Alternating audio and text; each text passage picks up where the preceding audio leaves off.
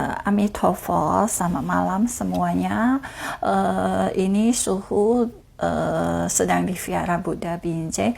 Suhu akan mencoba berceramah menggunakan bahasa Indonesia karena sebelumnya selama 2 bulan atau 3 bulan ini Suhu semuanya berceramah di dalam bahasa Hokkien. Jadi banyak yang meminta ceramah Suhu dalam bahasa Indonesia. Jadi Suhu akan mencoba. Tapi Suhu tekankan sekali lagi semua, bukan kebanyakan, rata-rata ceramah Suhu itu Suhu menggunakan ada sumbernya, misalnya dari sutra-sutra atau dari buku-buku yang Suhu rasa ini bagus, terus penerbitnya atau penulisnya Suhu mengetahui bahwa mereka memiliki kualitas. Jadi kali ini Suhu akan mencobakan tentang segala hal tentang Guanyin Pusa, tentang Bodhisattva Avalokitesvara.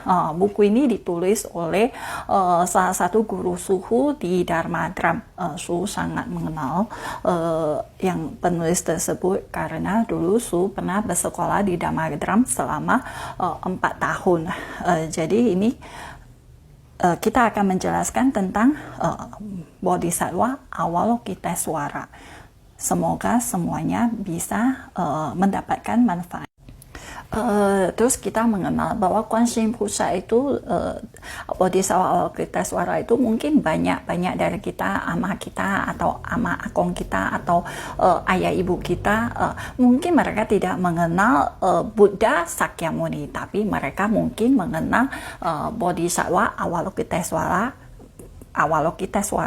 atau disebut misalnya kadang orang tua kita menyebutnya sebagai Guan Yin Ma atau Dewi Guan Yin.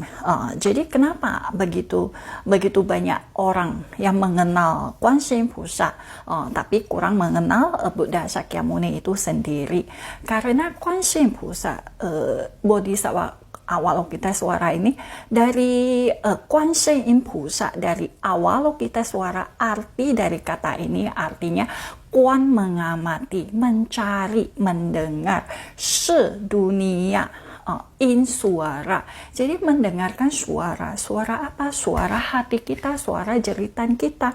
Mungkin kita terkadang sedang menderita, sedang susah, sedang sedih.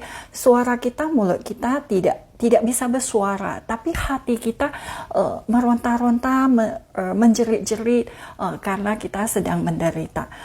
Jadi ini kalau kita memohon kepada Bodhisattva Avalokitesvara, sang Bodhisattva pasti bisa mendengarkan suara hati kita yang sedang bersedih, yang sedang menderita. Jadi di dalam hidup kita ketahui dari kehidupan kita, kehidupan sendiri, kehidupan orang lain, kita sudah mengetahui semua makhluk di dunia ini tidak ada yang tidak menderita. Semua makhluk di sini, di dunia ini, kita pernah atau bahkan sekarang di dalam penderitaan. Di dunia ini begitu banyak bencana, begitu banyak kejahatan, ada perang, ada bencana alam.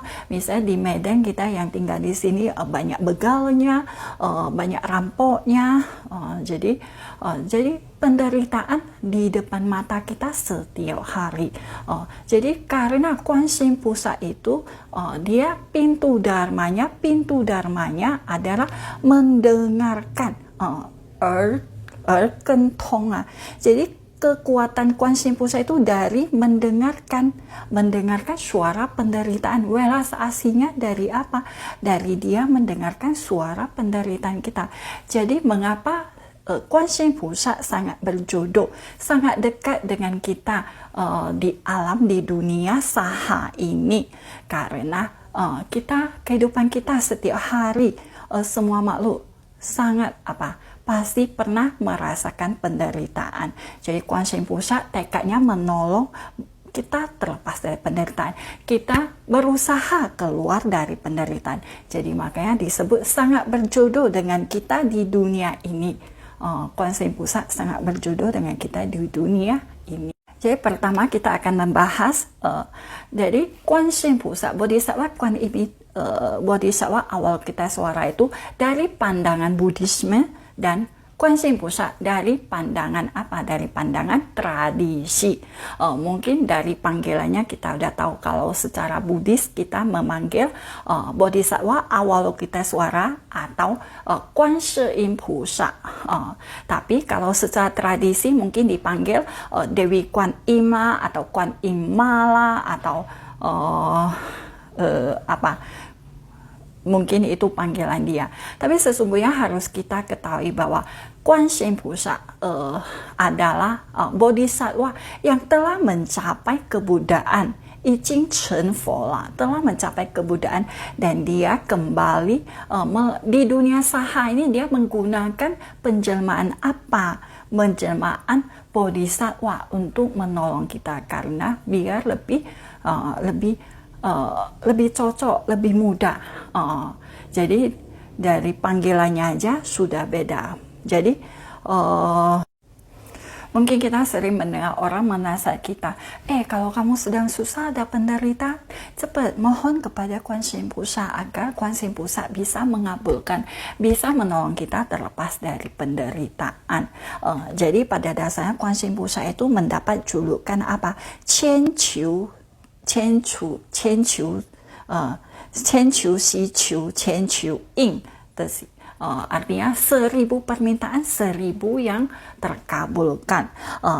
Tapi kita harus tahu pada dasarnya menurut pandangan Buddha, sebelum kita mengenal Guanxin Pusa, kita harus memiliki apa? Kita harus terhadap Dharma, terhadap Buddha Dharma, ajaran Buddha Dharma itu kita harus memiliki pandangan yang benar dulu.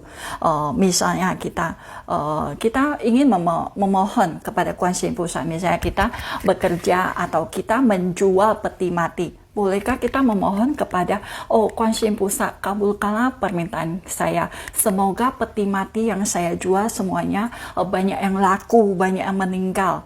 Jadi secara Buddhis kita tidak ini adalah perbuatan yang salah kalau kita memohon begitu. Atau misalnya kita menjual payung, kita memohon, Guanxin Pusa, semoga setiap hari hujan jadi payung saya laku.